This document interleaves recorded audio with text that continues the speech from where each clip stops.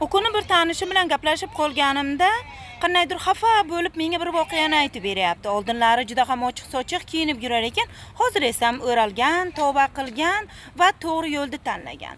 Kunlarda bir kuni u inson bozorga boradi. Bozorga borganda o'zini tanishini ko'rib qoladi. U tanishi unga gunohlaringni yuvish uchun tavba qil deymi? Gunohlaringni yuvish uchun endi o'ral deymi? Shu bilan endi sen gunohingni yuvibsanmi degan gaplarni gapiradi.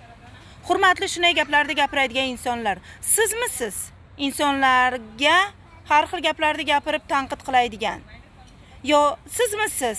Odam bo'lib qoldingmi degan gaplarni gapiradigan. Bizni yaratgan yaratuvchimiz bor. U bizni odam qilib yaratdimi? Biz odam bo'lib keldik bu dunyoga. Ertadan bizga jon bergan yaratuvchi jonimizni ham oladi. Sizga emas tanqid qilish. Siz o'zingizni biling, hayotingizni biling. Insonlar ham gunoh qiladi, hammamiz kabi. Lekin tavba ham qilamiz-ku.